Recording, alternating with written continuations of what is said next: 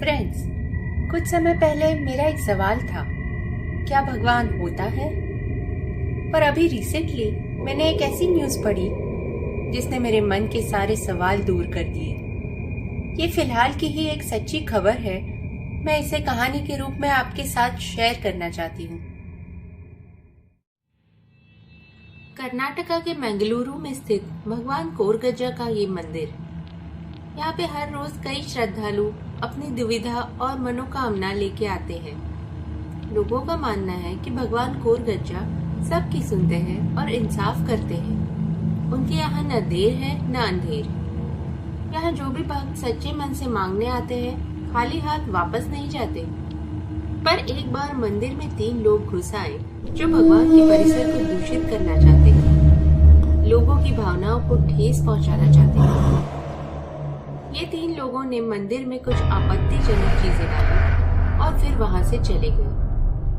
अगले दिन इस बात पर पुलिस कार्रवाई की गई और पुलिस ने जांच की,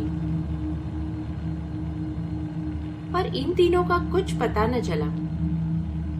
फिर इस बात को 2 दिन गुजर गए।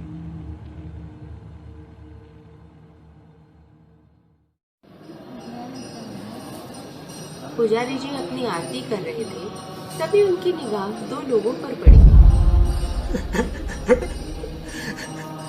भगवान, भगवान हमको माफ कर दो। भगवान, हमसे गलती हो गई, हम कभी ऐसा नहीं करेंगे। हमको बिल्कुल अंदाजा नहीं था हमसे मस्ती मस्ती में इतना बड़ा गुनाह हो जाएगा। रहम कर दो, आगे से कभी ऐसा पाप नहीं करेंगे।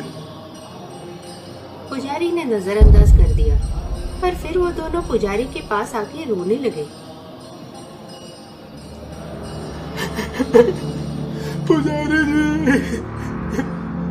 पुजारी जी, हम दोनों से गुनाह हुआ है। हमें जो सजा हो हमको कबूल है। मेरा नाम अब्दुल और ये तौफीक है। हमसे कुछ रोज पहले मंदिर में पाप हुआ है। और फिर उन दोनों ने पूरी बात बताई। पुजारी ने दोनों को पुलिस के हवाले कर दिया। पुलिस ने उन दोनों से पूछताछ की।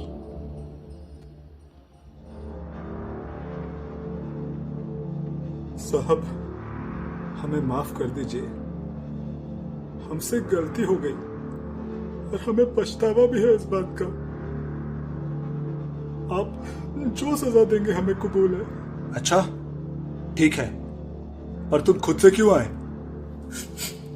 साहब, हम 3 लोग थे। हमारे साथ हमारा एक साथी था नवाज। उसने ही सारा प्लान बनाया था।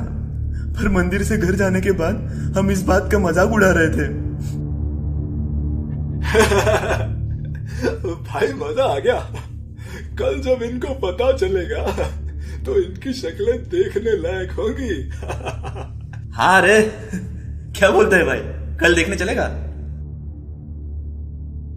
हम लोग के बात करते करते इकबाल की आंखें बदलने लगी। फिर वो डरावनी आवाज में बोला, कल किसने देखा है? मेरा इंसाफ आज ही होगा। ऐसा लग रहा था जैसे वो अपने आप ही में नहीं है। ऐसा लग रहा था वो कोई और ही है।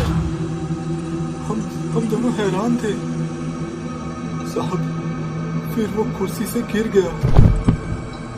वो अपना पेट पकड़ के लेटा था और दर्द से चिल्ला रहा था। वो पागलों जैसी आवाजें निकालने लगा। हम लोग बहुत घबरा गए थे। और फिर साहब, वो अपने मुंह से खून उगलने लगा। कोरगज्जा माफी, कोरगज्जा माफी, कोरगज्जा माफी।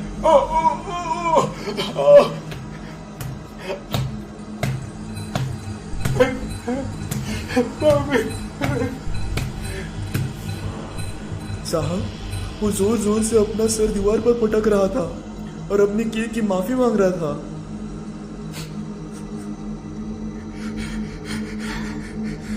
पर उसे माफी नहीं मिली।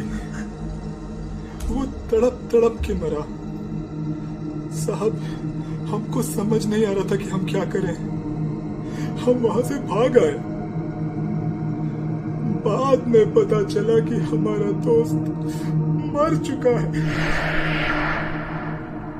डॉक्टर्स को भी कुछ समझ नहीं आया कि क्या हुआ। सच तो सिर्फ हमें पता था। साहब, हम वहां से तो भाग आए, पर आज मेरे पेट में अजीब सा दर्द होना शुरू हो गया है।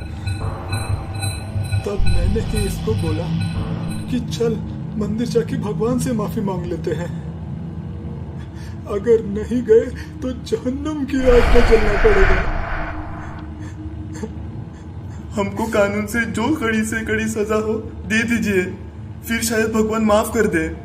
कोरा गज्जा से माफी दिला दो साहब।